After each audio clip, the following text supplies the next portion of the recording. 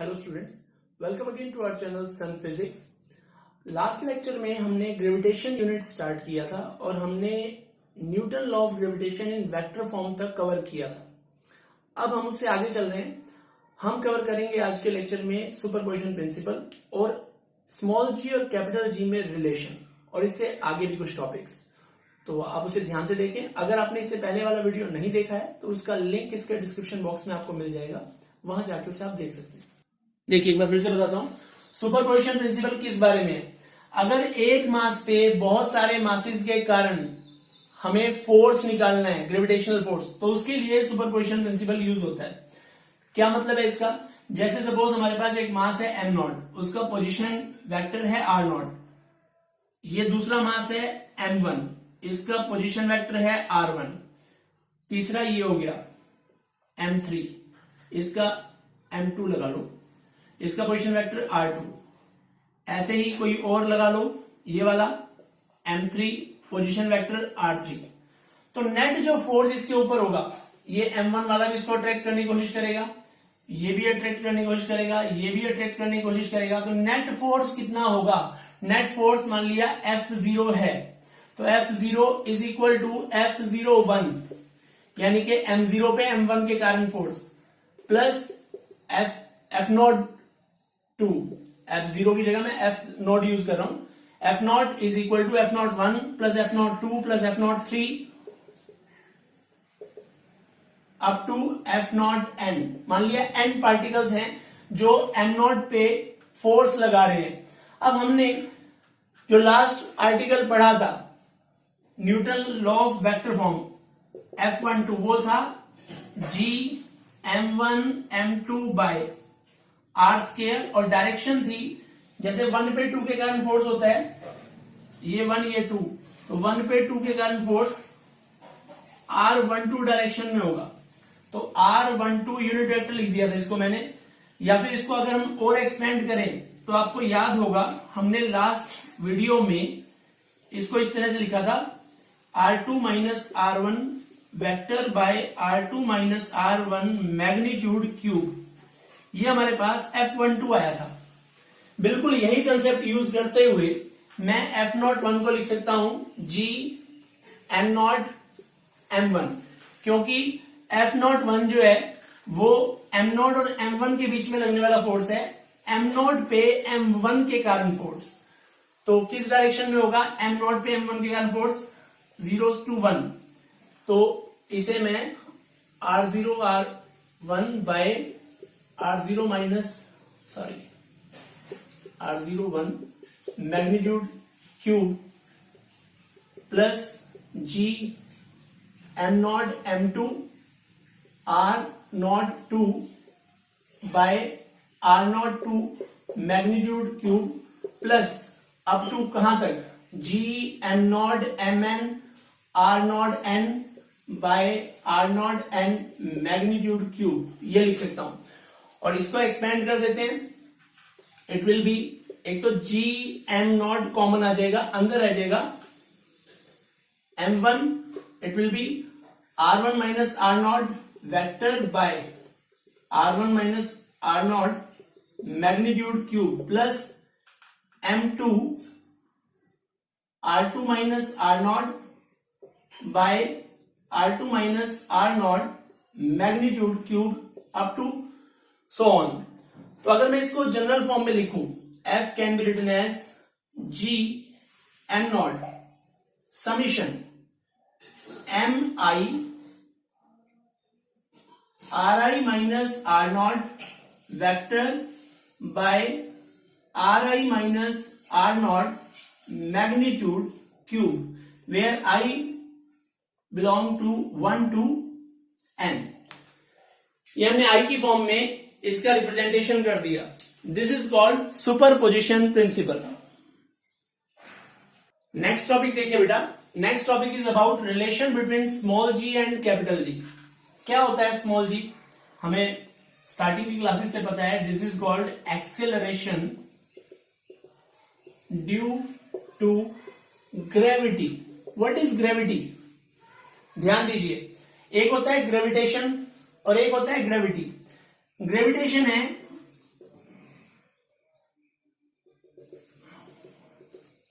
force of attraction between any two bodies in universe. Universe में कोई भी दो बॉडीज हो, उनके बीच में जो फोर्स ऑफ अट्रैक्शन होगा वो ग्रेविटेशन कहलाता है. उसके लिए फोर्स होता है F is equal to G m1 m2 by are square, जहां m1 m2 उन दो बॉडीज के मास हैं, r उनके बीच की दूरी है. ये हम पढ़ चुके हैं. And what is gravity? अगर इन दो बॉडीज में से एक अर्थ हो जाए तब यही फोर्स क्या कहलाएगा? Gravity. It is the force between earth and some other body. यानी कि ऐसा नहीं है कि ऑलवेज ग्रेविटी और ग्रेविटेशन सेम हो, नहीं. Gravity is a type of gravitation. यहां पे क्या होगा, जो F उसे मैं Fg लिख देता हूं. This is G m small m by are square. अगर अर्थ के ऊपर, अर्थ की मान लिया रेडियस है r, अर्थ का मास है m, और यहां पे कोई ऑब्जेक्ट पड़ा है जिसका मास स्मॉल m है, तो उस पे जो अर्थ फोर्स लगाती है उसे फोर्स ऑफ ग्रेविटी या सिंपली ग्रेविटी बोलते हैं, जिसकी वैल्यू होती है G m m by are square. और हमें पता है यही चीज वेट ऑफ द बॉडी भी कहलाती है. यानी कि इसको मैं लिख सकता हूं वेट ऑफ बॉडी. और वेट ऑफ बॉडी को हमने पढ़ा है F is equal to M G. F G is equal to M G. तो इसको मैं इक्वेशन नंबर 1 कह देता हूं, इसको इक्वेशन नंबर 2 कह देता हूं. अब मेरे पास ये जो दो इक्वेशन है, दोनों चीजें एफ जी को शो करती हैं. यानी कि अर्थ किसी बॉडी पे कितना फोर्स लगाती है, कौन सी बॉडी जो उसके सरफेस पे है, अर्थ के ऊपर जो बॉडी रखी है जिसका मास स्मॉल m है, उस पे वो कितना फोर्स लगा रही है. दोनों इक्वेशन इसी चीज को शो कर रही हैं. तो दोनों को अगर मैं इक्वल रखूं फ्रॉम 1 and 2, वहां से मेरे पास आ जाएगा relation between small ji and capital G. From 1 and 2 what I get? mg is equal to g m by are square. इस m से ये m कैंसिल हो जाएगा and I am left with, ये होता है स्मॉल जी और capital G में relation. Acceleration due to gravity. इसका मतलब जब एक बॉडी को आप फ्री फॉल कर देते हैं, ऊपर से नीचे ड्रॉप करते हैं, तो उसकी स्पीड में हर सेकंड जितना इंक्रीज होता है उसे एक्सेलरेशन ड्यू टू ग्रेविटी कहते हैं. और वो बॉडी के मास पे डिपेंड नहीं करता. यहां देखिए, यहां जो m था मास ऑफ बॉडी वो कैंसिल हो गया, और हमारे फॉर्मूले में मास ऑफ अर्थ है, रेडियस ऑफ अर्थ है, और एक्सेलरेशन सॉरी ये यूनिवर्सल ग्रेविटेशनल कांस्टेंट है. तो ये चीज तो कांस्टेंट ही हो गई.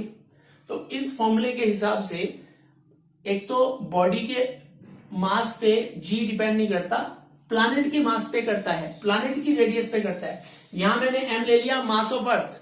ऐसा जरूरी नहीं है कि हम सिर्फ अर्थ की बात करें. अगर हम मून पे हैं तो वहां पे g की value G M, that will be G M small m by R M square.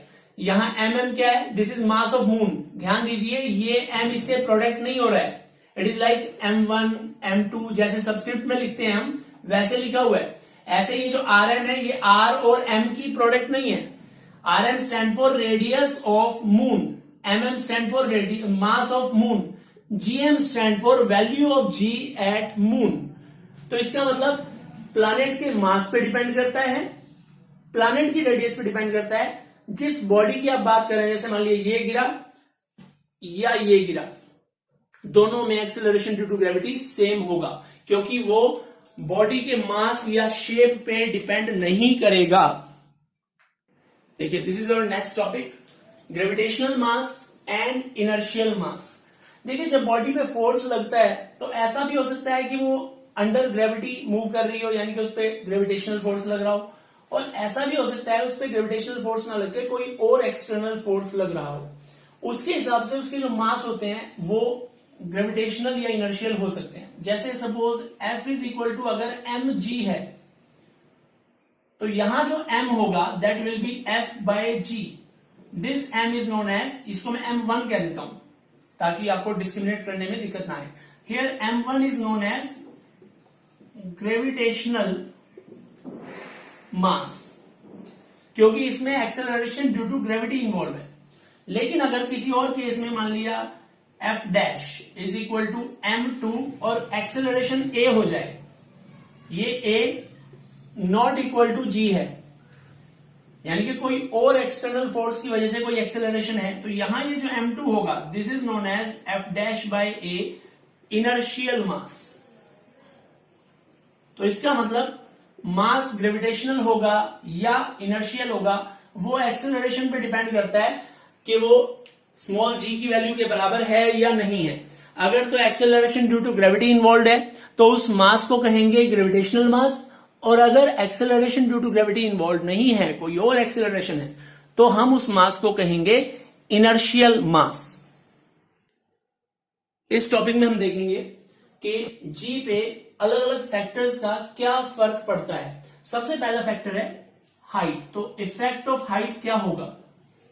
Effect of height कैसे, वो समझिए। मान लिया ये हमारी अर्थ है, ठीक है, इसकी रेडियस हम ले लेते हैं r, और इसके सरफेस से हम h हाइट पे जाते हैं, तो यहां से यहां तक की जो दूरी हो गई पूरी वो r हो गई। r जो है वो यहां से यहां तक की दूरी है। अब एक तरह से मैं जिस स्फीयर में खड़ा हूं उसकी रेडियस स्मॉल r है, तो मान लिया ये पॉइंट आपका x है और ये पॉइंट आपका y है।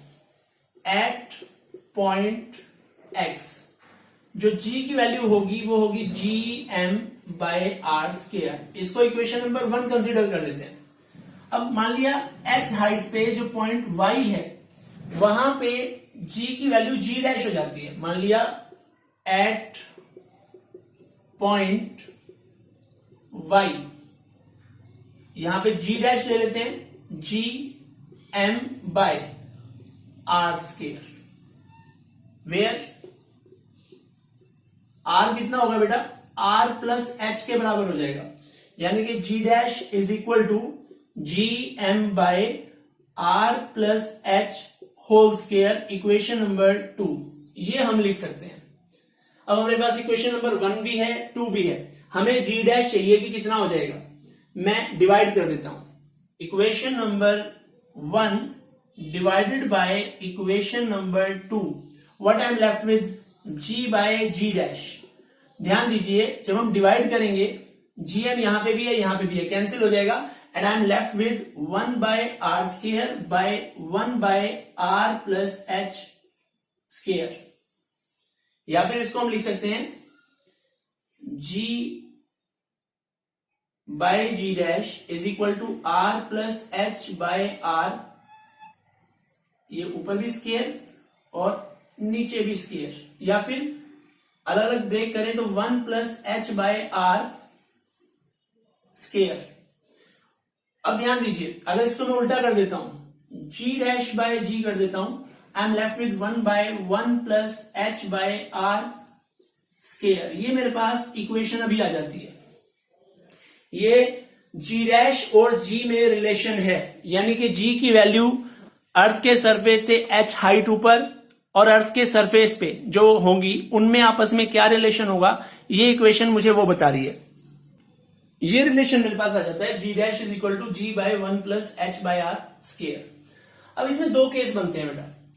एक केस में तो जब h is very very less than r, और दूसरा केस जिसमें ऐसा नहीं है, जहां पे h बहुत छोटा है r से, और दूसरे केस में where h is not much smaller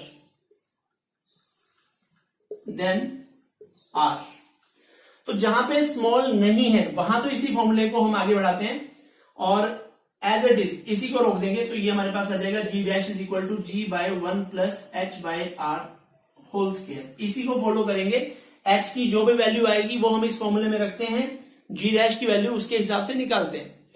लेकिन अगर ये h r से बहुत छोटा है तो मैं इसको ऊपर लेके आता हूं, G dash is equal to G, ऊपर आएगा तो 1 plus H by R raise to the power जो 2 था ये -2 हो जाएगा। Now using binomial theorem, what is binomial theorem? Binomial theorem ये होती है कि 1 प्लस एक्स पावर एन जो होता है वो 1 प्लस एन एक्स लिख दिया जाता है if x is very very less than 1। इस टर्म के अंदर अगर x की वैल्यू 1 से बहुत छोटी है तो इसका एक्सपेंशन जो होता है वो केवल इतना होता है। अब ध्यान दीजिए, जैसे मैंने कहा कि h r से बहुत छोटा है तो ये जो पूरी टर्म बनेगी, क्योंकि h is very very less than r, तो h by r is very very less than 1, तो ये इसके सिमिलर बन जाएगी, यानी कि 1 plus x power n type. तो यहां भी क्या होगा, इस केस में हम क्या लिख सकते हैं, 1 plus H by R power -2 can be written as 1 power आगे आ जाएगी -2h बाय आर। अब जब ये वैल्यू मैं यहां रखूंगा तो what I am left with, मेरे पास रिजल्ट क्या आ जाएगा, ध्यान दीजिए, I am left with what, g dash is equal to G 1 -2h by R. इसका मतलब g dash is equal to G -2gh by R. इसका मतलब जो g डैश है वो g से कम हो रहा है। अगर हम इस वाले केस में भी लेके चले, इस वाले केस में भी g dash less than g है, यानी कि जब हम अर्थ के सरफेस से ऊपर उठते हैं, इट डज नॉट मैटर कि डिस्टेंस कम है या और ज्यादा है, सरफेस से वैल्यू कम हो जाएगी, यानी कि g की वैल्यू सबसे ज्यादा अर्थ के सरफेस पे होती है। उसके बाद आप जैसे जैसे ऊपर चलते जाते हैं g की वैल्यू कम हो जाती है। अगर थोड़ा कम ऊपर गए हैं तो इस फॉर्मूले के हिसाब से वेरिएशन होता है, और अगर ज्यादा ऊपर चले गए हैं तो इस फॉर्मूले के हिसाब से वेरिएशन होता है, लेकिन वेरिएशन होके फाइनल g की वैल्यू कम ही रह जाती है, ज्यादा नहीं होती है। देखिए नेक्स्ट इफेक्ट जो हम g पे देखेंगे वो डेप्थ का देखेंगे, इफेक्ट ऑफ डेप्थ। अब हाइट और डेप्थ में डिफरेंस क्या है वो समझिए आप। जैसे मान लिया ये हमारी अर्थ है, ठीक है, इसकी रेडियस सपोज r थी। अब जब मैं डेप्थ पे आऊंगा और यहां मान लिया हमने ये गहराई है d, तो हम इस स्फीयर के ऊपर खड़े हैं एक तरह से, जिसकी रेडियस हो जाती है बेटा r माइनस डी। अब ध्यान दीजिए हमारे पास फॉर्मूला है, मान लिया वही पॉइंट ले लेते हैं, ये x और ये y, तो एट पॉइंट x g की वैल्यू है G M by R square, no problem, इसको इक्वेशन नंबर 1 लिख देते हैं। बल्कि मैं क्या करता हूं, इसको और मॉडिफाई करता हूं, हम इसको इक्वेशन नंबर 1 नहीं लिखते, मास को लिख देते हैं volume into density by R square. Volume कितना हो जाएगा 4/3 पाई आर क्यूब, क्योंकि अर्थ की शेप स्फेरिकल है, into rho by R square, ये आर कैंसिल, तो हमारे पास जो g की वैल्यू आती है वो आती है 4/3 पाई जी आर रो। इसको इक्वेशन नंबर 1 कहता हूं मैं। ऐसा मैं क्यों कर रहा हूं, क्योंकि पहले वाले केस में जब हमारे बॉडी यहां पे थी, g की वैल्यू हमने gm बाय आर स्क्वायर रखी, ऊपर गए तो इस केस में अर्थ का मास चेंज नहीं हुआ, लेकिन अब हम जब डेप्थ पे आ रहे हैं तो हम इस स्फीयर के ऊपर खड़े हैं जिसका मास अलग हो जाएगा, क्योंकि अब वॉल्यूम चेंज हो गया।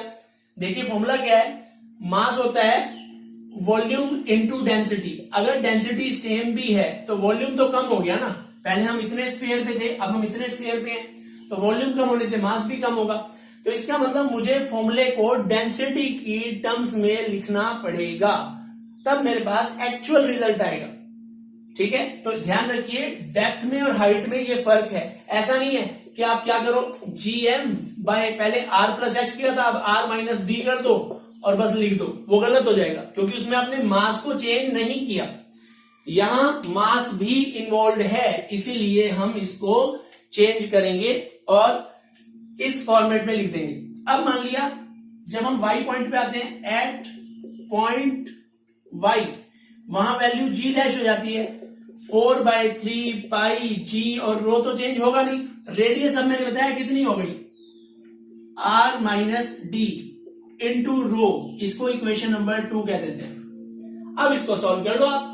अब आपके पास आ जाएगा equation number 2 divide by equation number 1, तो g डैश बाय g। अब जब आप इसे कैंसिल करेंगे 4/3 बाय g, यहां भी है, यहां भी है, रो भी है, रो भी है, तो आपके पास बचेगा सिर्फ r minus D by R, यानी कि 1 माइनस डी बाय आर, या फिर g डैश बराबर g into 1 minus D by R. ये रिलेशन आता है स्मॉल g की वैल्यू जो दो हैं, एक सरफेस ऑफ अर्थ पे और एक d डेप्थ पे, उनमें ये रिलेशन होता है। अगला जो फैक्टर है जिसका g पे फर्क पड़ता है, that is shape, effect of shape. जो हमारी अर्थ है उसकी शेप परफेक्ट स्फीयर नहीं है, वो थोड़ा इस तरह से है। आपको नजर आ रहा होगा कि ये वाली रेडियस तो ज्यादा है, ये वाली कम है। हालांकि मैंने यहां पे काफी चेंज दिखा दिया, इतना ज्यादा फर्क होता नहीं है। ये वाली रेडियस जो है वो इस वाले से 21 किलोमीटर कम होती है, यानी कि सेंटर से जो पोल है वो जितनी दूरी पे है, वहां से जो इक्वेटर लाइन है वो उससे 21 किलोमीटर एक्स्ट्रा है। और हम जानते हैं कि g की वैल्यू है gm बाय आर स्क्वायर, तो बेटा जहां पे r कम होगा वहां g ज्यादा होगा। Since r at pole is less than r at equator, radius of earth at pole is less than radius of earth at equator, तो g at pole is greater than g at equator। तो पोल के ऊपर जो g की value होगी वो equator के ऊपर g की वैल्यू से कुछ ज्यादा होगी, क्योंकि इक्वेटर पे रेडियस ऑफ अर्थ ज्यादा है और रेडियस ऑफ अर्थ के इनवर्सली प्रोपोर्शनल है आपके स्मॉल g की वैल्यू।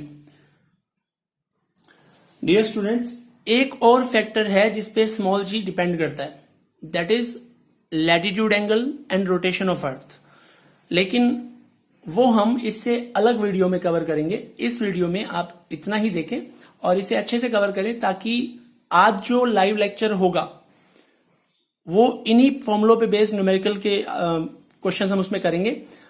अगर आपने ये वीडियो अच्छे से देखा है तो वो न्यूमेरिकल करने में आपको दिक्कत नहीं आएगी। So please watch this video and make your notes properly. Thank you.